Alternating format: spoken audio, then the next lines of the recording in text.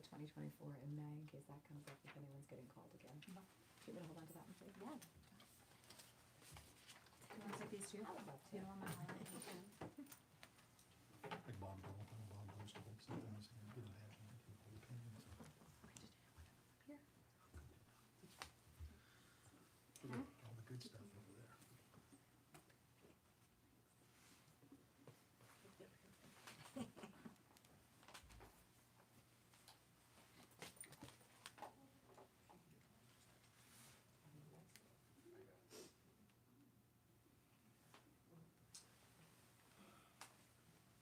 And Penny, you'll appreciate this. We have the clerk from Hardin County and some of his staff. They were in Lexington and wanted to observe Yes, this you're- firsthand. I think somebody had called Yes. Angela, Yes. and I wasn't for sure. Welcome. Hey, I'm Mariwa. I work the election, on election day as well. Oh, okay, So, awesome. And then I answered the hotline. Okay, So well, I probably, if Penny got the Penny's emails, the I would have been yes, the person. so that sent thank them you to all for what you do. I know that's a long day for us, it's a long day for you all Yeah. too, so we really appreciate it and appreciate y'all sending someone out to check on us when we need it, so, yeah. it's Well, great. if you have questions, please reach out. Don't Absolutely. hesitate. And then Tanya and Hatch, and then DCI read on the investigations. Well, Ashley McMurtry's my election supervisor. Okay. Hey, I'm Mariwa. Nice to meet And you. then Miranda does our I've records. emailed you before. Okay, this cycle actually. Okay, I was gonna say, cause your face looks familiar to me, so maybe you have a picture with your email? No, I'm not sure. It depends on which email I send from. Have you been to the, Secretary of State's Yes. meeting? Okay, maybe I've seen you there, cause your face looks very familiar to me. I couldn't do it without these two. I mean, they're wonderful. It just is, yeah. That's why everything ran smoothly. You need the whole team. Yes, that's very important. Even though. Nice to meet you. Thanks for coming. Appreciate it. Absolutely. We have one of the best sheriffs in the Commonwealth there. John's a very, very good friend of mine. He's the man. I have a 9-year-old, and he's just kind of lived in my universe, so he knows more about the Constitution than some people who are able to vote. But when he was really little, we had this thing, so he had got this picture taken with all the elected officials, statewide candidates and officials. The picture of him with John Ward, it pops up, and Facebook says, "This is your most liked and responded to picture in Facebook history." No, I really shouldn't, but no, I wanted to ask a question about that, Hey, you doing? PSC. Good to see you. Yeah, so comfortable. Glad you were able to make it. Well, I appreciate you be here to observe. I'll swing by afterwards, say hello. I will. Like, just chat with you just for a few minutes. Could you bring a couple of your deputies Yeah, with I've you? got a couple folks. Well, let's chat afterwards. Okay, thank you, sir. After the most. Yeah, Yeah, I grew up in Radcliffe, so very well familiar with John there. Well, good afternoon, and it's my pleasure to welcome you for the first time ever to what is now known as the General John Marshall Harlan Conference Room here in the Attorney General's office. General Harlan was, in addition to the Associate Justice on the Supreme Court, he was a Kentuckian, of course. He served as one of my predecessors as the 14th Attorney General of the Commonwealth, and I have, some of you were present when I redesignated, Mr. Latek redesignated this room through executive order as the John Marshall Harlan Conference Room. So we honor him with that loan from the Kentucky Historical Society. We're grateful for that. Before we get started on the issue of the day, though, I do want to pause, and given what happened yesterday in Louisville, I do want to pause and acknowledge that two Louisville Metropolitan Police Department officers, two LMPD officers, were injured in the line of duty, were shot in the line of duty. It's my understanding in conversations with LMPD that while both were injured, both are on their way to recovery. Just want to pause and acknowledge that we are able to have conversations like this about the rule of law, about free and fair elections. We're able to go about our day with our families because of courageous men and women like those that serve in LMPD. And so I want to offer my gratitude again to what they do day in, day out.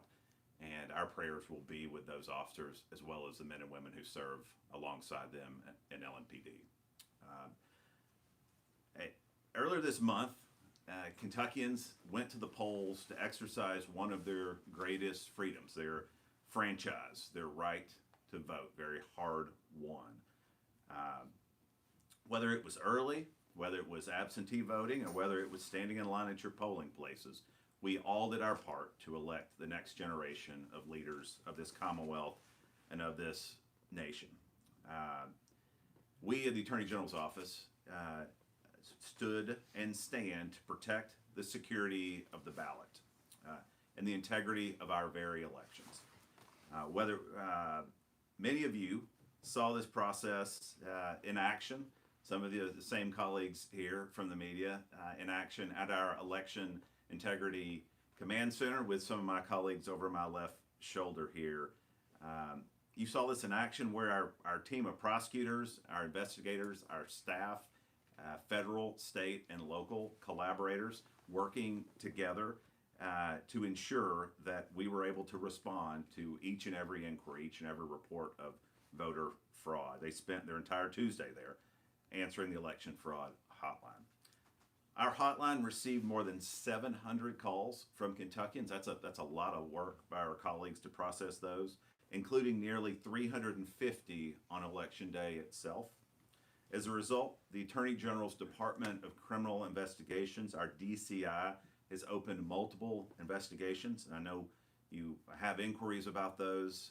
Obviously, I can't comment further about those cases right now, given that those are open and active investigations. I do want to say thank you. Just want to pause again and say thank you to the Kentuckians who took time to call in, to reach out, to email about a report of suspected election law violation, something hinky they saw, something they wanted to bring to our attention. They each did their part, each of them, to help protect our elections. And I want to say thank you to our team for looking into every single one of these inquiries into the integrity of our ballots and elections. I'd especially like to recognize those over my left shoulder today.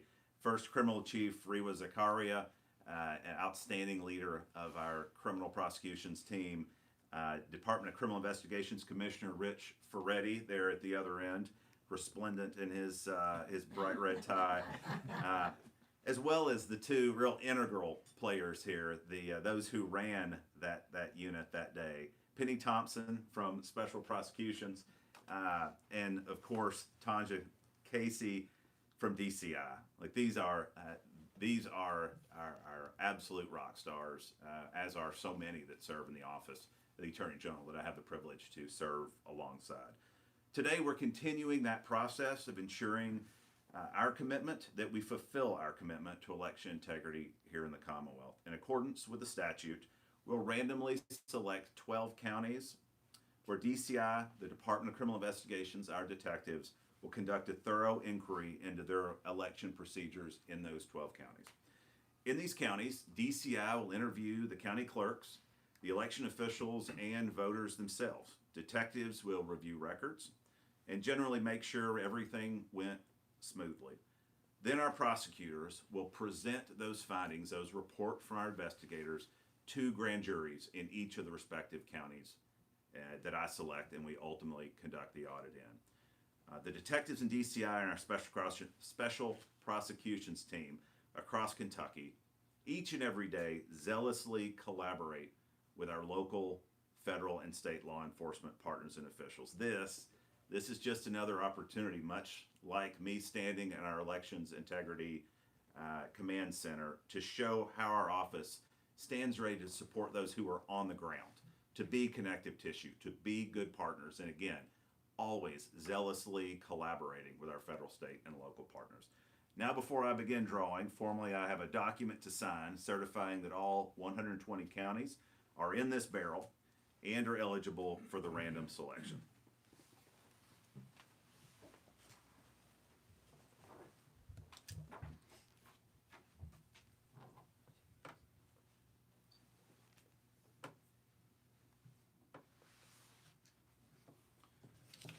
Now the fun begins.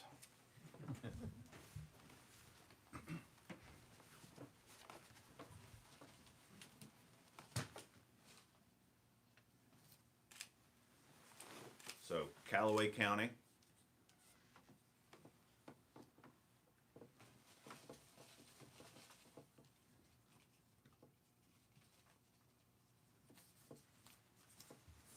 Jefferson County, Davis County,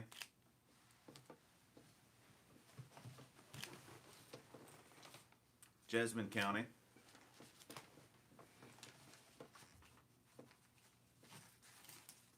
Boyle County,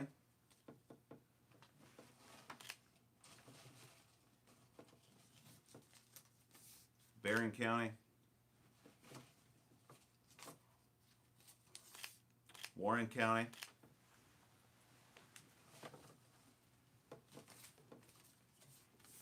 Campbell County,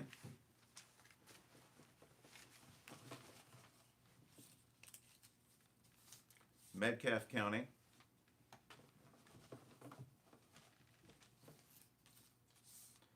Edmonson County. There's a tension in here. You could cut it with a knife. Lincoln County. And finally, but not least of our 120 counties, number 12 is, make sure my math is right, yep. Number 12 is Trigg County, our friends in West Kentucky.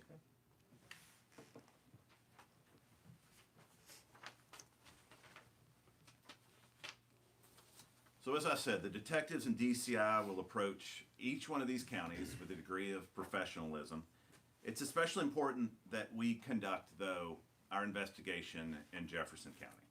On election day, our election fraud hotline received more than 150 complaints. That is 150 complaints from Jefferson County alone on election day. Once again, we're undertaking this effort to help every Kentuckian have faith that their elections are free, fair, and secure. At the end of this professional, independent, and fair inquiry, it's our hope that our confidence in our elections remains high amongst our fellow Kentuckians. So with that, happy to entertain any questions you have. Do you feel any more important this year than in other years, and why or why not? Every election has such a degree of significance. Primary elections are certainly a winnowing down to the general, but franchise is important. I'll tell you, someone who is female, someone who 150 years ago didn't have the ability to exercise that franchise, or black Kentuckians during the era of Jim Crow who didn't have the opportunity to vote in any elections because of all the barriers that were put before them.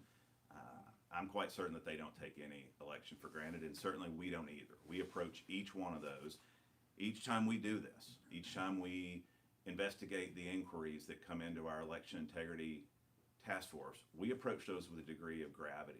We have a stewardship.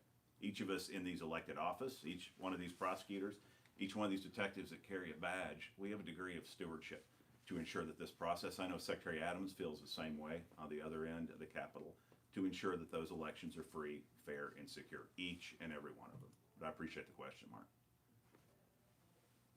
I have a media outlet joining us on our stream, General. The question is from WDRB News in Louisville. How long do you see this process taking, especially now that Jefferson County has been drawn? We hope to have each one of these, and the last time we stood in this room, at the end of the primary, we drew 12 counties. Of those, 10 of those inquiries have been not only completed, they've been presented to a grand jury with no finding. 2 of those will be presented from 2 grand juries in the respective counties just in the coming next few days. So all the primary, if that gives you a sense of timing, all the primary investigations have been concluded, presented to a grand jury, will be in the near term. Our hope is in early 2025 to get these squared away. Certainly the holidays will slow down that process. In regard to Jefferson County, I had a conversation with our circuit clerk yesterday, our county clerk rather, yesterday, Ms. Holzclaw. We had a conversation just generally, and if she had been drawn, certainly she was willing to be of assistance, willing to cooperate. We talked about generally this process here today, and I expect this is not an adversarial process. This is an opportunity to show Kentuckians that if something's broken, and something was broken in Jefferson County, we know that. We know Ms. Holzclaw has made comments to that effect. We'll continue to flush that out. We hope that this will be a collaborative process with her. As we go forward, we identify where the limiting factors are, And then if they haven't been corrected, those can be corrected going forward. General, of those, the audits you did of the primary, were there any findings or anything that you've, seek criminal action on? None of the grand juries have reported have come back with any issues. So we have, this is although this is collaborative, this is a rigorous process, as I indicated. This is a labor-intensive process, which is why it takes a number of months. And then it's also important that once that report is completed by our detectives, and these are experienced investigators with decades and decades of experience under their belts.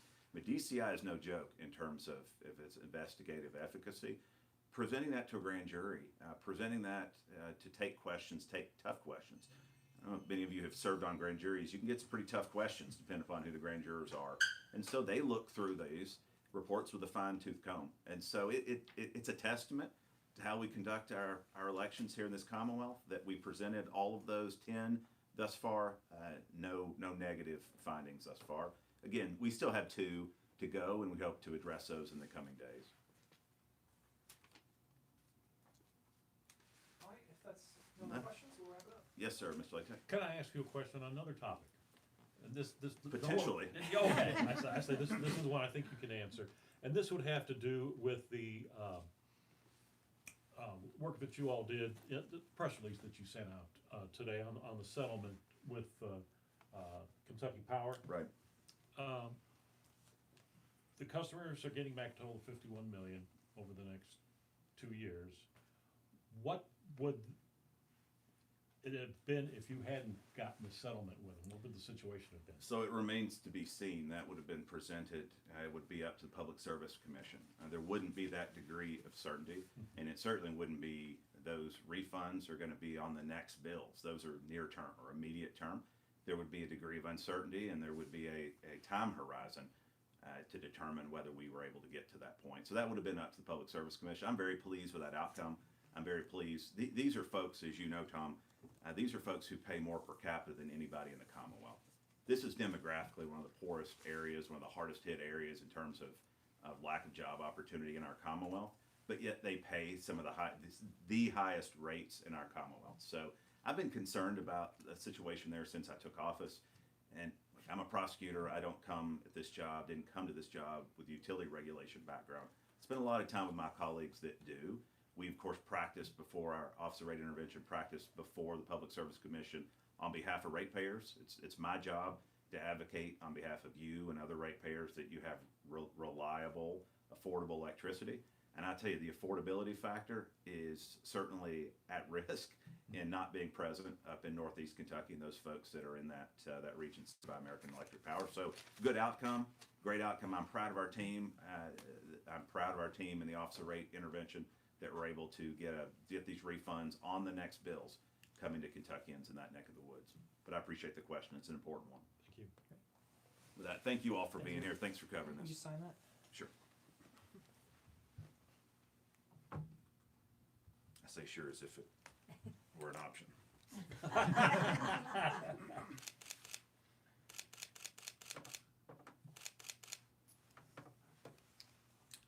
Thank you all. Thanks, everyone.